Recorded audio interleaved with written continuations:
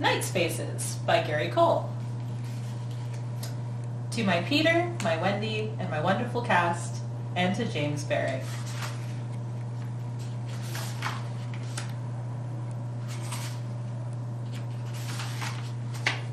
It was 1:30 bedtime, and Peter was not asleep.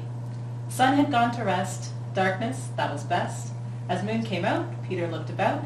Everywhere he faces, adventures, night spaces. Peter climbed out of bed with his shadow as a friend. In the corner of Peter's room was a chair piled high with clothes. As the moon cast its light, the shape of a friendly dog took form. Peter gave her a pat and told her to stay, knowing that he would be safe, heading off into night spaces. Through moonbeam shadows, a forest appeared. Peter glanced back at the dog, awaiting his return, as he ventured forth into night spaces.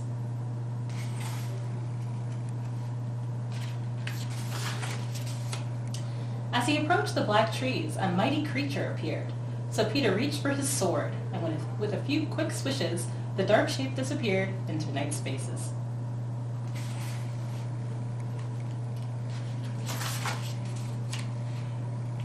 Peter padded carefully past a cage full of night creatures just waiting to pounce.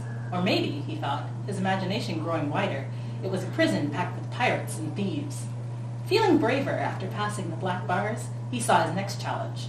Down below twisted a giant serpent, black and huge. Peter climbed carefully toward the creature he crept. With sword in hand, he flung the scary serpent high in the air. With his sword held high and a hushed "Arr" on his lips, Peter climbed aboard a shadowed ship and sailed on into night spaces.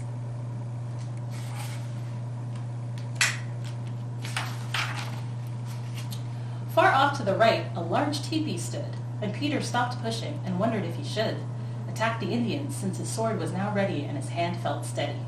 He could feel a strong beating, his heart was excited, but this desire for fighting turned out to be fleeting.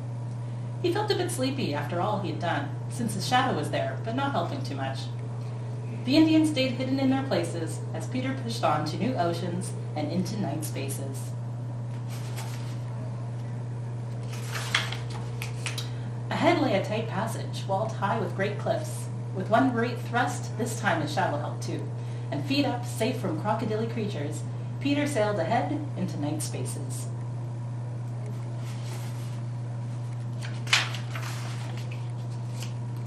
Peter rolled toward the narrow cliffs when suddenly a glaring light blinded his eyes. He made a slight noise and heard a low rumble. Dad turned from his quest, a snack he was after, a treat he liked to sneak. Peter's shadow seemed to be trying to get away, and his sword became just a stick. "Arr, capture it again," said Dad, looking at Peter's sword. "Why are you up at this time of night?" Peter looked at the stick and remembered his adventures. "I thought I saw something," Peter replied. "Saw something? What did you see?" Dad asked. "I met a friendly dog, and we killed a scary creature, and I found a jail full of pirates and thieves, and I killed a snake, and I saw a teepee full of Indians, and sailed a pirate ship, and..." Peter's voice faded, and his eyelids felt heavy. "Sounds like a great adventure. You always did have a wonderful imagination," said Dad. "Come on, let's go back to your room." Dad shut the fridge door, and Peter climbed into his arms. He looked around the room where darkness took hold. Away from the light, adventures were waiting for Peter's next flight into night spaces. Dad carried him up the stairs, past the dark jail cell bars where shady pirates and night creatures still lurked in the shadows.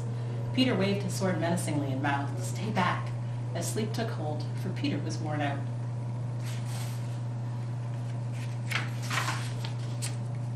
Dad tucked Peter in and kissed him goodnight.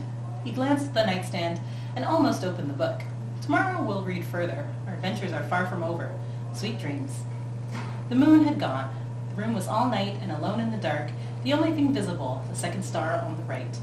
Peter closed his eyes. He would dream wonderful dreams, knowing that tomorrow, sun will go down to rest, darkness, that will be best. When moon comes out, Peter will look about. Everywhere he faces, future night spaces.